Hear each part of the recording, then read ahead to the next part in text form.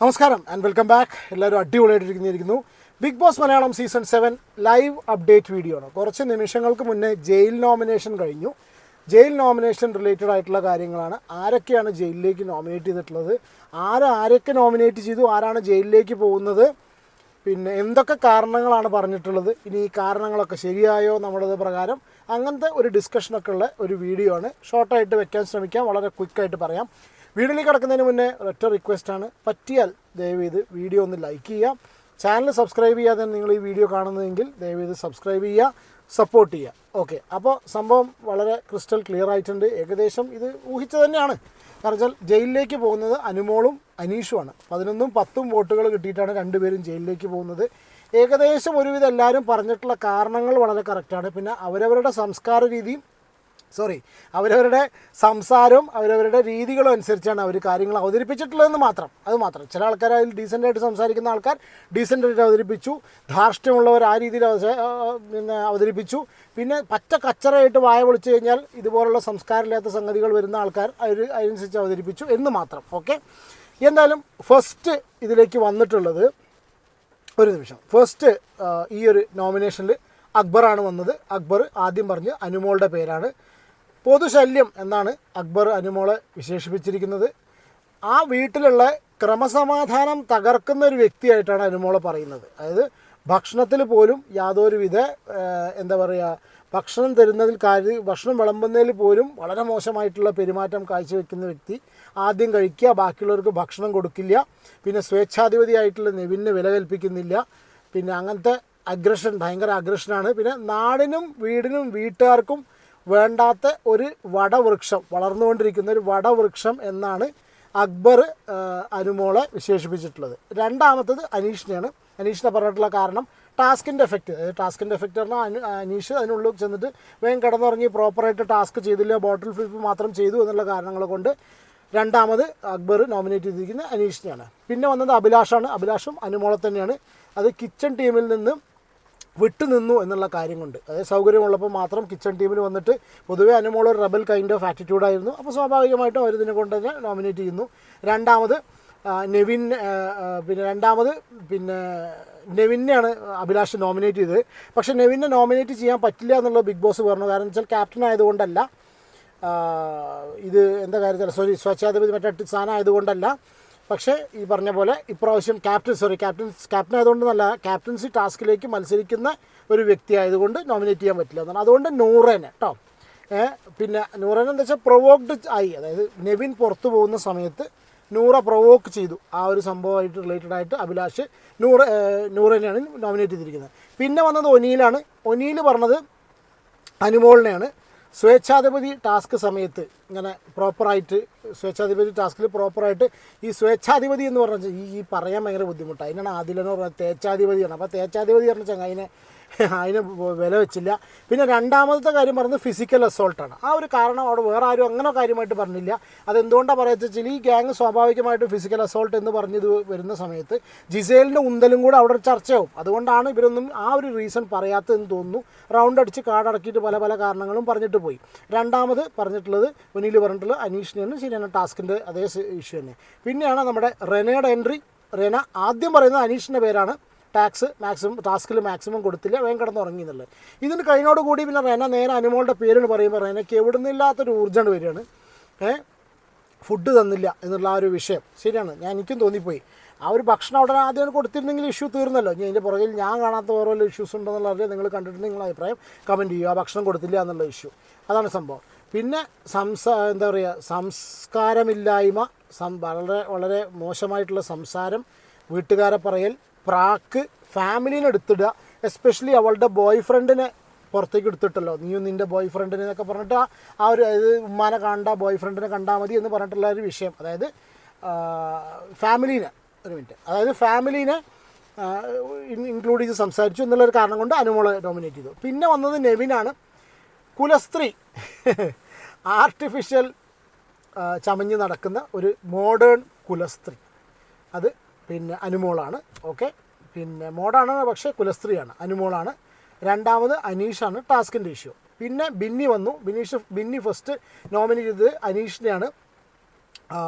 Task 100% കൊടുക്കാത്തതുകൊണ്ട് രണ്ടാമത് അനുമോൾ. പ്രവൃത്തിയും പ്രസ്താവനയും തമ്മിൽ വ്യത്യാസം, അതായത് ഫുഡ് കഴിക്കുന്ന ഇഷ്യൂലും കാര്യങ്ങളൊക്കെ ഫുഡിനെ റെസ്പെക്റ്റ് ചെയ്യണം എന്ന് അനുമോൾ പറയും, പക്ഷേ അതൊന്നും അതിൻ്റെ പ്രവൃത്തിയിൽ കാണുന്നില്ല എന്നുള്ളത്. പിന്നെയാണ് നമ്മുടെ അപ്പാനിയുടെ എൻട്രി. എന്തിനോ വേണ്ടി തിളയ്ക്കുന്ന സാമ്പാർ അപ്പാനി വന്നു, അനീഷിനെ ടാസ്കിൻ്റെ പേരിൽ പറഞ്ഞു. ഇത് കഴിഞ്ഞോടുകൂടി മൂപ്പര് ഒരു ശ്വാസമൊക്കെ വലിച്ചിട്ട് പിന്നെ മറ്റേ ഈ ലെയ്ലൻഡ് വണ്ടിയൊക്കെ ചുരം കയറുന്നതിന് മുന്നേ ഫസ്റ്റ് ഗിയർക്കിട്ട് മാറണ മാതിരിയാണ് അനുമോളെ പറ്റി പറയാൻ ചങ്ങായി തുടങ്ങുന്നത്. അയാൾക്ക് അയാളുടേതായ കാരണങ്ങളുണ്ടായിരിക്കും. അതായത് എന്താ പറയുക, ക്യാമറകളെ പറ്റിക്കുക, വ്യക്തിവൈരാഗ്യം തീർക്കുക, വീട്ടിലുള്ളവരെ പ്രാകുക.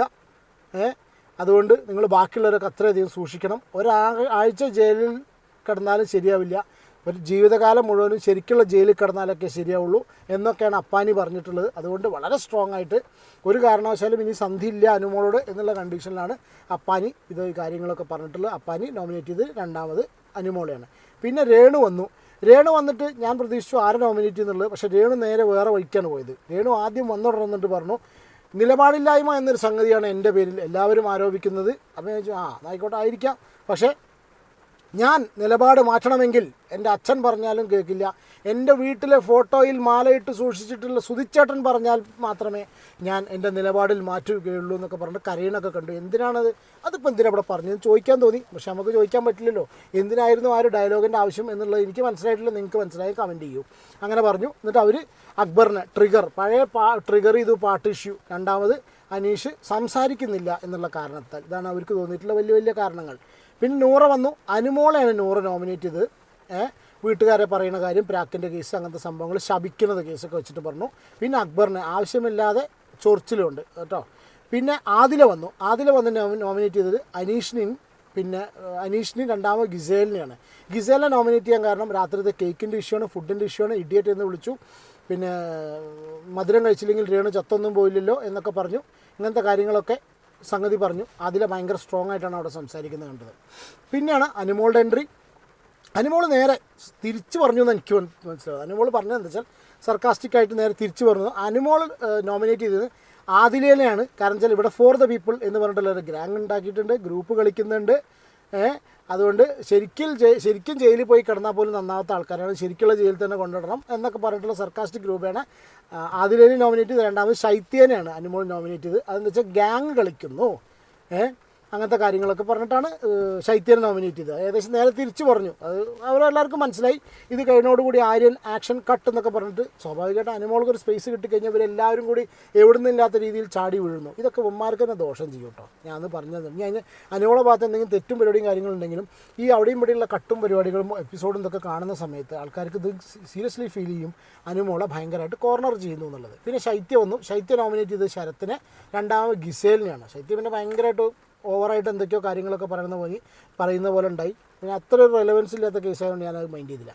പിന്നെ ആര്യൻ്റെ വരവ്. ആര്യൻ എന്തൊക്കെയോ വലിയ കോമഡി അടിക്കുന്നു എന്നുള്ള കണ്ടീഷനിൽ ഒരു നോർത്ത് ഇന്ത്യൻ ചളിവാരി വരുന്നത്. നമ്മളവിടുന്നില്ലേ ഈ റാംജി റാവു സ്പീക്കിംഗ് ഒക്കെ ഇവിടുന്ന് നമ്മൾ കുറേ ചിരിച്ച പടം അവിടെ കൊണ്ടുപോയിട്ട് ഹേരാ ഫേരി 2 എന്നൊക്കെ പറഞ്ഞിട്ട് ഇറക്കിയിട്ട് അത് കണ്ട് കുടുകൂടെ ചിരിക്കുന്ന, അല്ലെങ്കിൽ കുറേ ഹിന്ദി പടങ്ങളൊക്കെ കണ്ടിട്ട് കുറേ കുടുകൂടെ ചിരിക്കുന്ന കുറേ ഹിന്ദിക്കാർ നോർത്ത് ഇന്ത്യന്മാർ ഇറക്കുന്ന കുറേ ചളികളുണ്ടല്ലോ. അങ്ങനത്തെ കുറേ ചളിയൊക്കെ വാരി എറിഞ്ഞു ചങ്ങായി. അപ്പോൾ ഭയങ്കര ചുരുക്കം. അവനെ കൈയടിക്കാനും ഇതിനൊക്കെ ഓരോ അതിൻ്റേതായ ഗ്രൂപ്പുകളുള്ളതുകൊണ്ട് വലിയ കുഴപ്പമില്ല. അപ്പോൾ ആ ഒരു ചളി കണ്ടിട്ട് അവിടുത്തെ കയ്യടി കണ്ടിട്ട് പുറത്തേക്ക് ഇറങ്ങിയത് അതേ സെയിം ചളി ഇവിടെ അടിക്കണമെന്നില്ല. ഇത് കേരളമാണ്, ഇവിടെ വേറെ സ്റ്റാൻഡേർഡാണ്, അത് വേറെ കഥ. അപ്പോൾ ഇവൻ പറഞ്ഞിട്ടുള്ളത് അനുമോളെയാണ്. ചപ്പാത്തിക്കള്ളി, കരച്ചിൽ ഡ്രാമ, അങ്ങനത്തെ കാര്യങ്ങൾ അനീഷിനെ ടാസ്കിൻ്റെ പേരിൽ. പിന്നെ ഷാനവാസ് വന്നു. ഷാനവാസ് പറഞ്ഞത് അനീഷിൻ്റെ പേരാണ്, ടാസ്കിൻ്റെ ഇഷ്യൂ, അങ്ങനത്തെ കാര്യങ്ങളൊക്കെ. ഈ ഷാനവാസ് എപ്പോഴും ഈ കോടനാട് എന്ന് പറയുന്നുണ്ട്. That's not right. തിരിച്ച് അവൻ്റെ സ്ഥലം മറ്റേ അതൊരു ശരിയുള്ള കാര്യമായിട്ട് തോന്നിയിട്ടില്ല. പിന്നെ അനുമോളുടെ കാര്യമാണ് പറഞ്ഞത്. അനുമോളുടെ കേസ് എന്ന് വെച്ചാൽ മെൻ്റലി ഞങ്ങൾ പണ്ട് സപ്പോർട്ട് കൊടുത്ത ആൾക്കാർ, അപ്പോൾ സപ്പോർട്ട് കൊടുത്തിരുന്നു. അപ്പോൾ ഇന്നലെ പിന്നെ അവളുടെ ആ ഒരു ഇത് മറ്റേ അവളെ മേക്കപ്പിൻ്റെ കിറ്റും കാര്യങ്ങളും കാണാതായപ്പോൾ ഒരാളുകളും എന്നെ സഹായിക്കുന്നില്ല എന്ന് വന്ന് പറഞ്ഞു. കാരണം പണ്ട് ഞങ്ങൾ സപ്പോർട്ട് കൊടുത്ത ആൾക്കാരെ ജനറലൈസ് ചെയ്തിട്ട് ഇവിടുത്തെ ആണുങ്ങൾ കംപ്ലീറ്റ് മൊണ്ണകളാണ് എന്നുള്ളത് പറഞ്ഞു. ഒറ്റ കാര്യം കൊണ്ട് മാത്രം ഷാനവാസ്. പിന്നെ ഗിസേൽ വന്നു. ഗിസേൽ ഫസ്റ്റ് നൂറേനെയാണ് നോമിനേറ്റ് ചെയ്തത്. നെവിൻ്റെ ഇഷ്യൂലേ പുറകിൽ നിന്നും കുത്തി ഇത്ര നൂറ. അവസാന നിമിഷത്തിൽ ഒരു മനുഷ്യൻ പ്രൊവോക്ഡായി നിൽക്കുന്ന സമയത്ത് അത് ചെയ്യാൻ പാടില്ലായിരുന്നു എന്ന്. അതാണ് ശരി. പണ്ടിപ്പോൾ പ്രൊവോക്ഡാക്കി നിൽക്കുന്ന സമയത്തല്ലേ പല ആൾക്കാരും അവിടെ പലതും ചെയ്തിട്ടുള്ള സീസണിൽ. ഇതൊരു ഗെയിം ഷോ അല്ലേ. പിന്നെ ഇസേൽ അനുമോളെ വളരെ ഫ്രസ്ട്രേറ്റഡ് ആയിട്ട് നിൽക്കുന്ന സിറ്റുവേഷനിൽ ഇങ്ങനത്തെ പരിപാടിയും കാര്യങ്ങളൊക്കെ കാണിച്ചു എന്ന് പറഞ്ഞിട്ടാണ് അവിടെ ഈ ഒരു നോമിനേഷൻ നടന്നിട്ടുള്ളത്. അപ്പോൾ അനുമോളും അനീഷുമാണ് ജയിലിലേക്ക് പോകുന്നത്. എനിക്ക് ഇഷ്ടപ്പെട്ടുള്ളൊരു കാര്യം ഈ സീസണിൽ സീരിയസ് ആയിട്ട് പറയാം, ലൈവ് കണ്ടവർക്ക് മനസ്സിലാവും, പെൺപട സ്ട്രോങ് ആണ്. Ladies in Big Boss Malayalam season 7 ഭയങ്കര സ്ട്രോങ് ആണ്. അവർ നല്ല കട്ടയ്ക്ക് നിൽക്കുന്നുണ്ടെന്ന് എനിക്ക് മനസ്സിലാവുന്നു. പുരുഷന്മാർ അത്ര പോരല്ലോ അല്ലേ? ഉണ്ടോ? എനിക്ക് തോന്നുന്നില്ല. നിങ്ങളുടെ അഭിപ്രായം കമൻറ്റ് ചെയ്യൂ. പുരുഷന്മാർ കുറേ പാവാട ടീംസായിട്ട് നടക്കാൻ കുറേ എണ്ണങ്ങളുണ്ട്. ജിസേലിൻ്റെ ഈ പറയുക വെച്ചാൽ അക്ബർ, ഇവൻ അപ്പാനി, പിന്നെ വേറെന്താ ആര്യൻ ഉൾപ്പെടുന്ന കുറച്ച് ടീംസ്. ഷാനവാസൊന്നും അങ്ങോട്ട് ആ ഒരു ഗെയിമിലേക്ക് വരുന്നില്ല. ഷാനവാസൊന്നും അങ്ങനെ ഇൻവോൾവ് ആയിട്ട് എല്ലാത്തിലും വരുന്നില്ല. സത്യം പറഞ്ഞാൽ സ്ത്രീകൾ അനുമോള്, ജിസേൽ, ആദില, നൂറ, റെന, പിന്നെ പാരാ ശൈത്യമൊന്നും അനങ്ങിയിട്ടില്ല. ഇതൊക്കെ സ്ത്രീകളാണ്. ഇനി വേറെ ആരെങ്കിലും പേര് ഞാൻ വിട്ടുപോയോ എന്നറിയില്ല. വിട്ടുപോയെങ്കിൽ ക്ഷമിക്കണം.